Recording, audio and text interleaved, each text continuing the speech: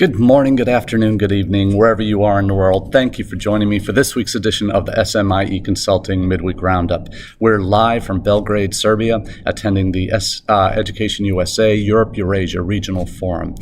We're having the last day of the forum today, some amazing sessions over the last 3 days that have really helped open my eyes to some new possibilities for universities to connect with Education USA as part of their overall international recruitment trends. We're going to talk about basically Education USA today. And for those who know me well, this is one of my favorite topics. Education USA has been in my blood internationally and professionally since I started in the profession in 1993.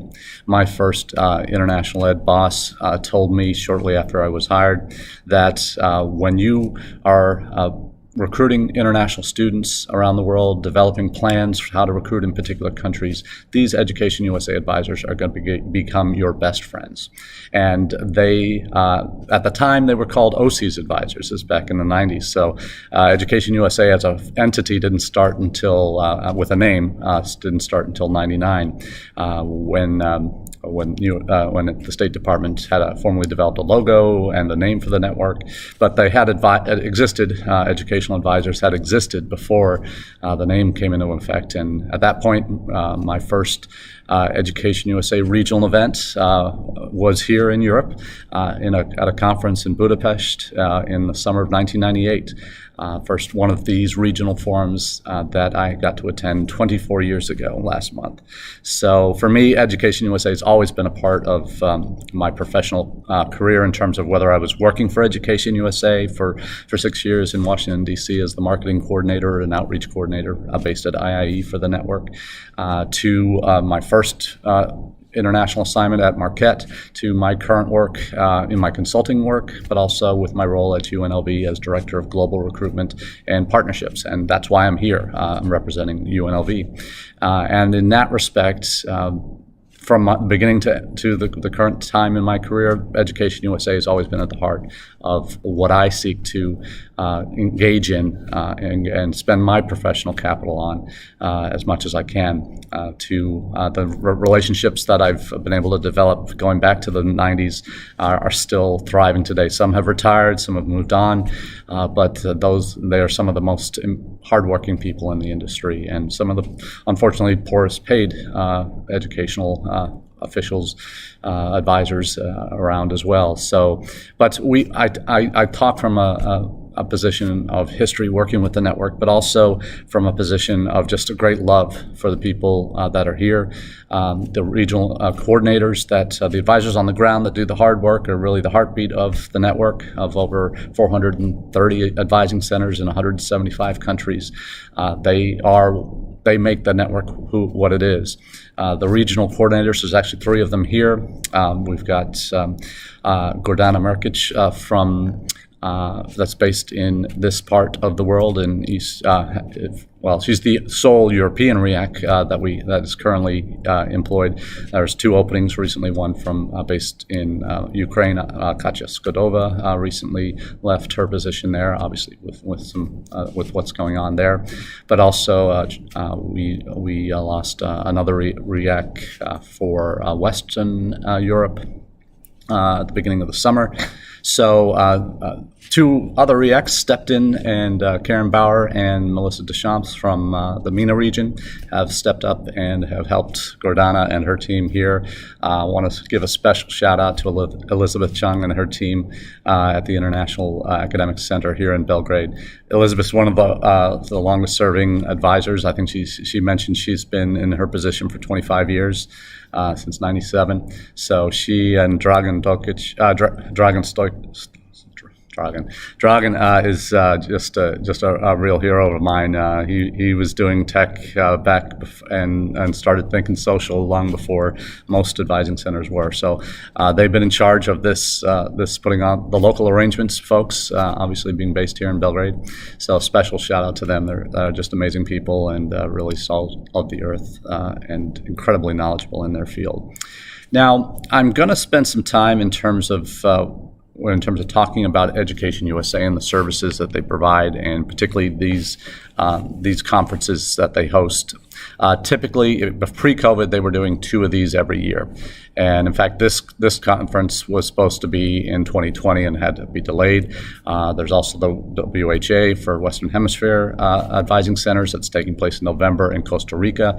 I'll be dropping the links to these into the chats on Facebook, YouTube, and Twitter and LinkedIn later today. But in terms of what you need to know, these regional forums really give you a chance if you're targeting particular world regions for increasing your brand exposure for your institution in a particular region, if you're looking for partnerships, if you already have significant traffic from certain countries within a region, these regional forums give you a chance to connect with those advisors on the ground, help connect them with maybe some of your current students to help the advisors do their job better in terms of providing that all-important current student perspective on life in the U.S. You get a chance to reconnect with alumni who might be back in country that your advisors the advisors, Education USA advisors might need to know, connect them with them to potentially serve as panelists. So there's some great information sharing and learning going on at these regional forums. So absolutely a priority if you're going to be traveling at all internationally.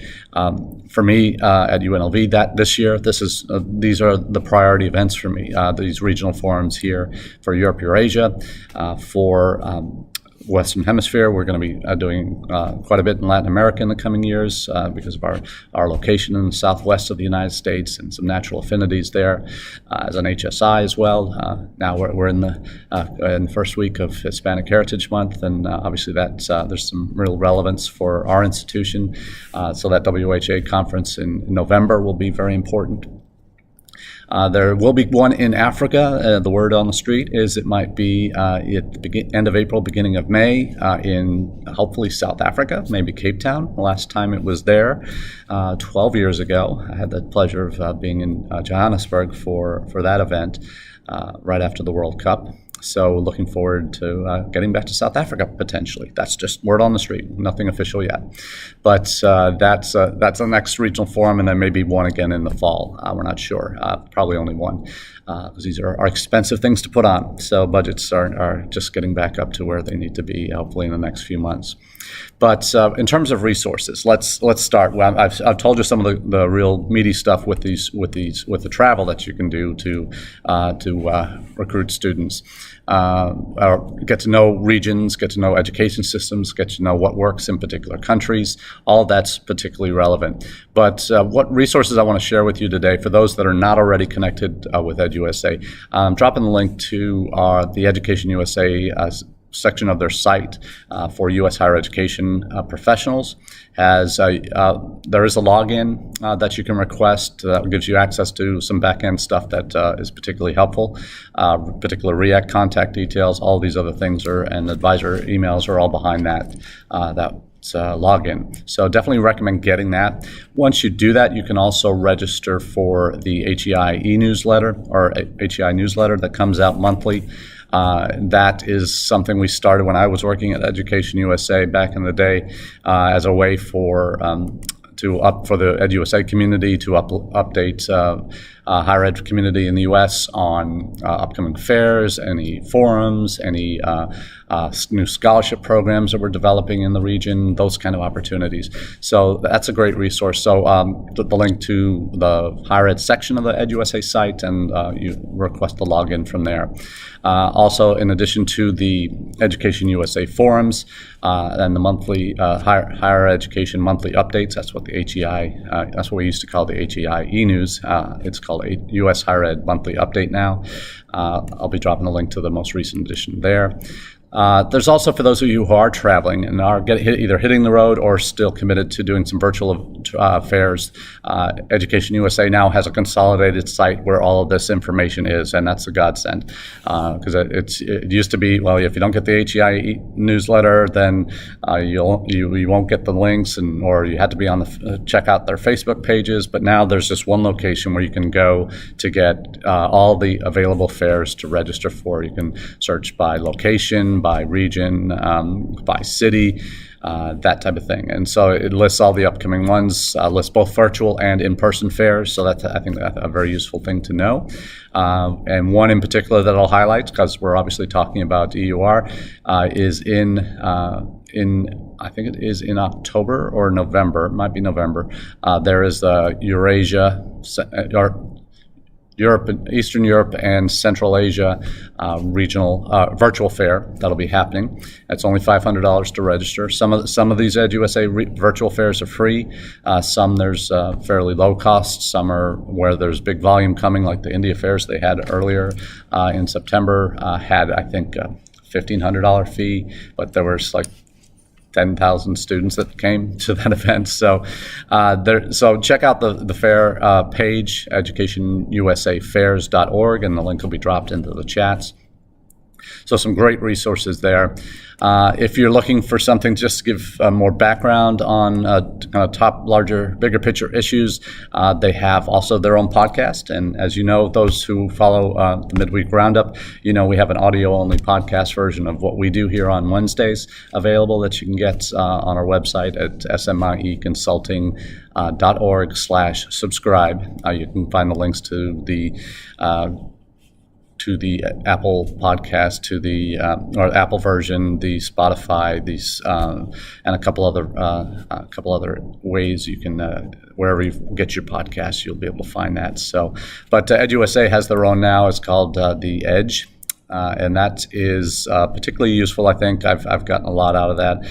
There are a couple of advising centers also that have recently, I'm just finding this out now as I'm looking at the page on the site, but Education USA Mongolia, Cabo Verde in Africa, and Education USA Australia also have their own podcasts. So glad that those are being profiled as well. So there's some choices there for some extra listening habits if you need an extra podcast related to work. Then in addition to the Midweek Roundup, I humbly recommend you check out those EdUSA versions of their content. I will also be sharing a presentation I was part of today or yesterday called Going Beyond Webinars, Advanced Strategies for Collaboration Between Europe, EUR Advisors and U.S. Higher Education Institutions. I had a chance to present with some amazing young ladies who have been in the field for between 7 and 12 years as Education USA advisors, and my goodness, they are so advanced. When I think about some of the advisors that in terms of their knowledge of not only advising, virtual advising, so using social media to recruit, to connect with students, all of this, they just have some great experience now, and we're part of the panel I had the pleasure of presenting with. Leila Hamnadova from Azerbaijan, Natalia Kozlowska from Education USA Poland, and Tatya Ritvatladze. And I made that's her name I have the most trouble with, but she was very kind and about my poor pronunciation, so I appreciate her and all of these rising stars and actually established stars now in Europe in the EdUSA network. So it was an interesting presentation. We went through kind of two main areas, an overview of the virtual outreach tools that are being used in EUR. They did a survey out to the advisors to see what's working. Then they had some case studies from their own campuses of what they've done. I had the opportunity to share from the university side for that what some of the more important principles that are kind of have stood the test of time, really, in terms of social media marketing and about living where your audiences live. And that's kind of a number one rule should be for anytime you're going out on social and trying to connect with students, is if you don't have a presence where your intended audiences are spending their time, then you're missing that boat. So live where your audience lives, listen as just a way to approach using social media effectively. Then we talked about, I talked about some of the resources that could help U.S. higher ed folks figure out which tools are being used. I referenced the global guide. For those who aren't aware of the Global Guide, this is something that Education USA, we started this actually when I was there back in 2010, right about the same time we started the EdUSA Forum in DC. It was at that point, it was a compilation of just regional profiles from what was going on in the network, from the REACTs would put together for the 6 different world regions. And then kind of global statistics on web usage, or web visitors, social media sites, all the presence of the network in those respective areas. So that, for my money, I always saw Open Doors as that's almost the Bible for international recruiters when they're figuring out where the top markets are, where they need to be recruiting, spending their time. And then we developed the Global Guide as sort of a compilation, kind of not a compilation, but if Open Doors is the first thing you look to, the Global Guide should be the second thing, or 1A on that list. And certainly over the years, it's grown incredibly as a resource. The REACTs put a ton of time in putting that content together every year, as well as the DC IIE team that puts all the rest of the pieces together. So definitely, if you're trying to find out and break into a new area or find out what the current strategies are being used, so I referenced that in the presentation, and the Global Guide is for 2022 is available as well. If you've got your login to the Education USA site, you'll get that as well. But the Global Guide, in addition to that, we talk about resources and best practices from the advisor side, as in terms of and giving some more case studies of what worked successfully, what they really saw as values. From my perspective, from the university side, the best practices on student engagement online is really keeping them coming back for more, and part of that means having opportunities for them to engage with you at all points in the admissions cycle, not just by email, because and we all know the challenges that email presents when communicating with prospective students. But really, these are some of the, whether it's student ambassador programs, virtual open houses, current student social media content that can be repurposed, not just on social, but in videos embedded in email content, in overall messaging on your website. All of that needs to be ever present. Developing international alumni testimonials that can show value, the real return on investment that is so important now for prospective students as they're making their choices on where to go. International admitted student events, live AMA chats, pre-departure orientations, content for parents, virtual content for parents. Having those having the opportunities, and as you plan recruitment strategies and plan what you do during the prospect to applicant stage, what you're doing to convert those applicants to completed and then admitted students, and what you're doing to get admitted students to commit and hopefully enroll, what do you do at each of those different stages virtually to engage with your prospective audiences, and how do you keep it fresh? How do you target students where they are? Particularly at the recruitment stage, that can be a little bit more diffuse, where you're trying different things in different countries.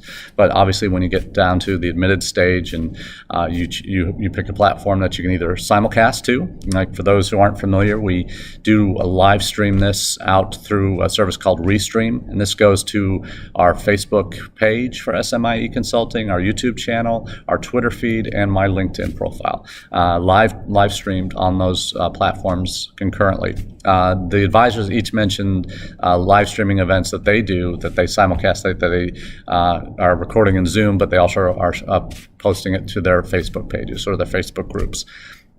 So I think there's a lot of intentionality that needs to go into this. It can't be haphazard. It's like, oh, we're going to do this, we're going to do this, we're going to try this, try that. Have some rationale behind why you do what you do. And these kind of presentations that you'll get the link to will be a really important step in that direction to help develop that. The final resource I'll share is a second session I was a part of that I've been preaching about for years in terms of those that know our 6 Ps of strategic international enrollment management. We call those our 6 Ps. Those are our principles, our 6 principles that form our philosophy at SMIE Consulting on international enrollment management. That one of those P's is personalization, and you do that. One of the ways you can do that is by having developed personas.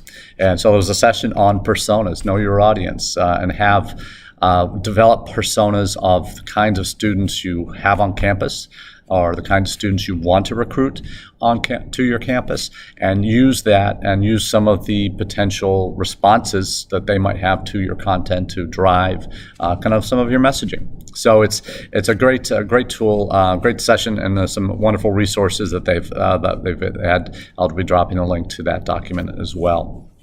So all in all, I have to say it's always a pleasure being a part of these EdUSA regional forums, not only for the relationships that you develop, and when it comes right down to it, isn't that what we do in international ed? It's about those relationships. It's about the people we've met over the years.